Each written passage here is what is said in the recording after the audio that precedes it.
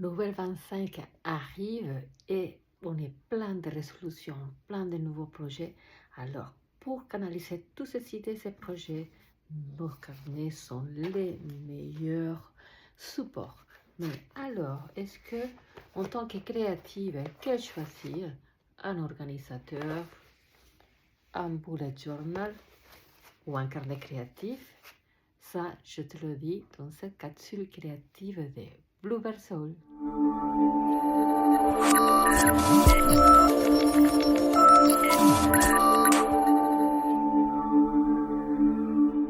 Ma pratique de bullet journal, ça remonte depuis 2019.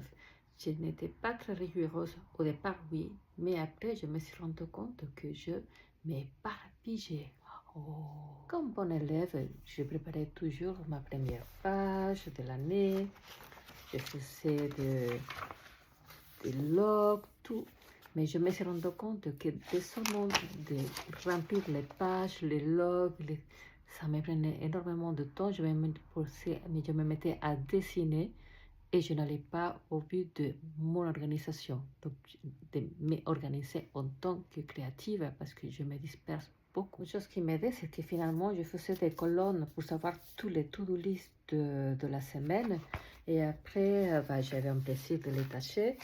Et ensuite, quand j'avais des choses des explications d'exposition, j'avais des pages blanches pour écrire de façon sketchnoting ou des notes rapides, ce que j'avais retenu d'une conférence, d'une formation.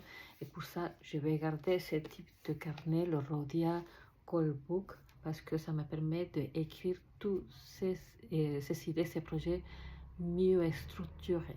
Et ma nouveauté 2025, c'est que j'adopte le planificateur de My 365 Agenda qui vient avec un jaquette où je peux garder plein de papiers.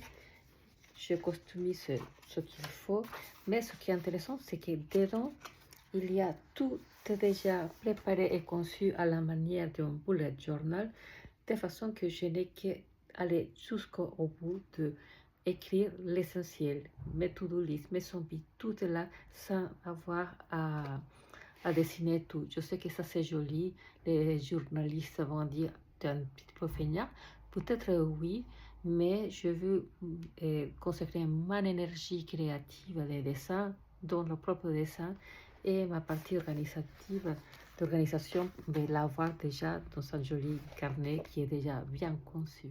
Et côté créativité, pas d'inquiétude, j'ai toujours un carnet d'exploration créative où je peux explorer tout ce que je veux en crayon, en couleur sur noir, des couleurs, j'ai tout pour explorer et je compte pour cette année. J'ai un carnet qu'un élève de mon cours de reliure m'a offert pour mon anniversaire et je l'ai baptisé le carnet farfelu parce que dedans, je veux expérimenter toutes les couleurs, mais pas dans l'aquarelle, mais en feutre, crayon, pastel. Je veux me libérer ici.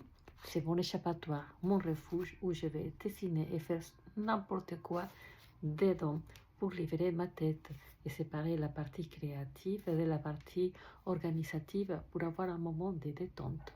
Dis-moi en commentaire si cette structure te parle ou plutôt tu préfères le bullet journal ou séparer les activités. Si tu as bien aimé, dis like. Ciao!